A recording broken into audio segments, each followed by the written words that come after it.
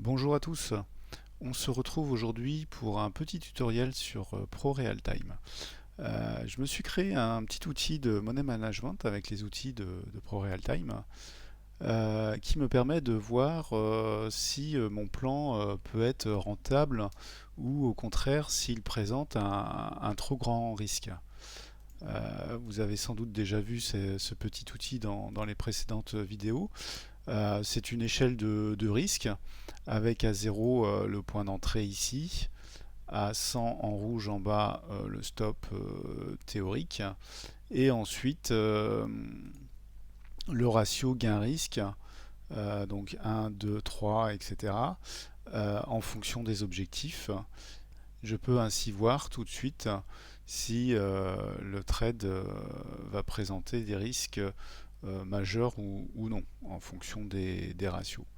Alors, comment j'ai créé cet outil? C'est très simple. J'ai détourné l'outil des retracements de Fibonacci du logiciel. Voilà, donc là je trace l'outil tel quel sur le graphique et je vais le configurer.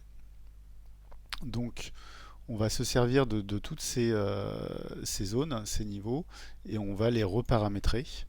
Donc là, on va mettre moins 100, hop, moins 200,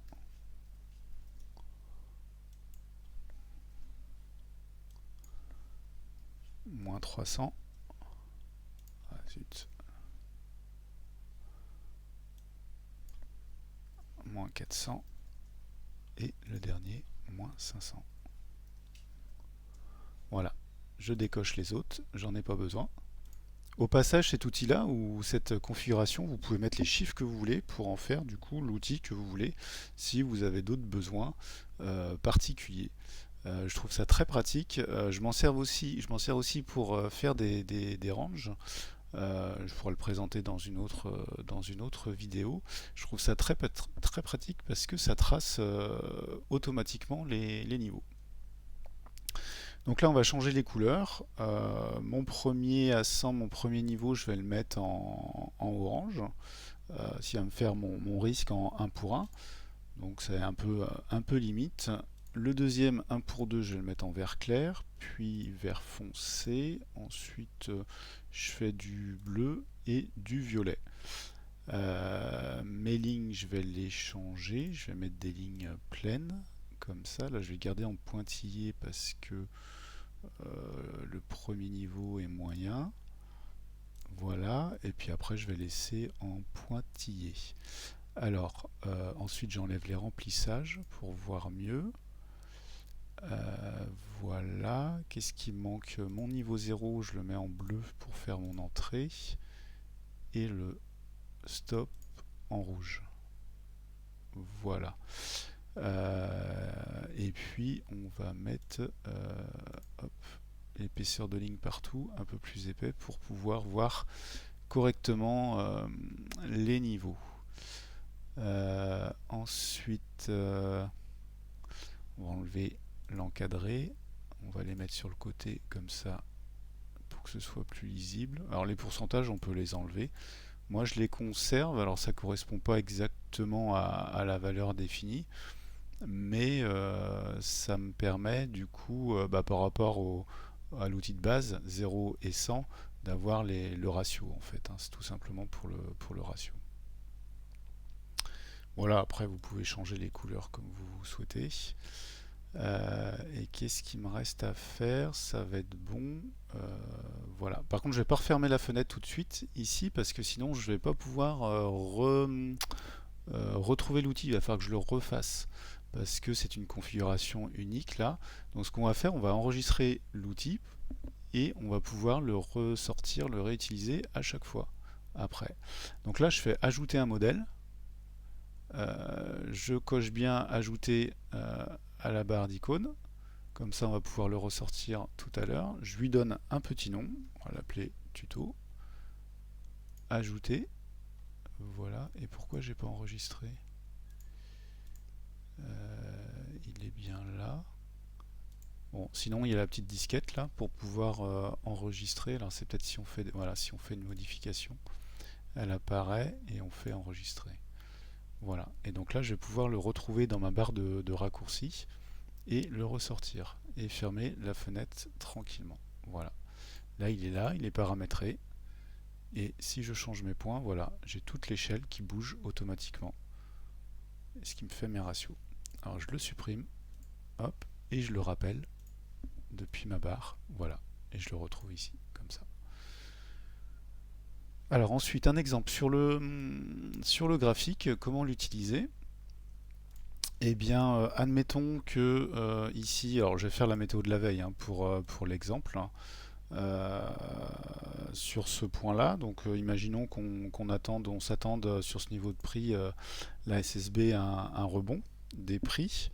Bon, là, on est sur l'indice CAC 40, hein, mais c'est pour l'exemple. Hein. Donc, du coup, on ferait une entrée, établissons un plan, on ferait une entrée dans cette zone-là pour valider le rebond avec de la force, donc au-dessus de la Tenkan. Voilà, et on ferait un stop en dessous du dernier plus bas, par exemple ici. Voilà. Et en objectif, on aurait la Kijun dans un premier temps, et puis après les autres points caractéristiques. Donc je vois qu'ici on a un gap, donc ça pourrait être le gap comme objectif pour la fermeture. C'est d'ailleurs ce qui s'est passé ici. Hop. Ou là encore plus haut, les derniers plus hauts, ça peut être ces points-là. Donc si on pose les objectifs théoriques qu'on peut avoir, moi je procède comme ça quand je fais mes plans.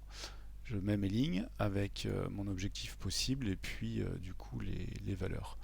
Donc on aurait la Kijun, on aurait la zone de gap. Hop, donc je vais me mettre juste ici. On a un plat ici, bon, tout a été touché, peu importe. Le plat Kijun et puis éventuellement les derniers plus hauts ici, à ce niveau-là. Voilà, j'ai différents types d'objectifs qui peuvent être atteints ou pas en fonction de la force et puis de l'engouement des acheteurs. Et puis je trace mon échelle de risque. Donc je prends mon point d'entrée qui va être là. Voilà. Hop. Je me place. Alors, il va falloir que je fasse plus large pour bien le voir.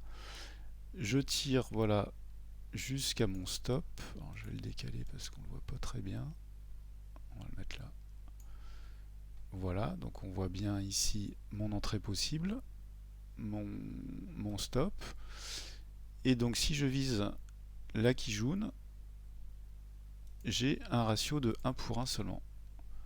Si je vise le gap, j'ai un ratio de plus de 2, donc là ça devient intéressant. Et si je vise les plus hauts, forcément mon ratio augmente. Ici, sur ces derniers plus hauts, on était à peine 4. Et puis si on va tout en haut, on est à 5, voire peut-être 6 ici. Voilà, donc c'est très intéressant. Donc si j'entre ici, je peux me dire que bon je prends un risque 1 pour 1. Mais par contre, si on casse la Kijun, bon, c'est ce qui s'est passé, et je peux aller chercher les autres objectifs. Donc voilà, c'est très visuel, très intéressant, et on voit tout de suite le risque qu'on peut prendre. J'espère que cette vidéo vous a été utile, et je vous dis à bientôt pour une nouvelle vidéo.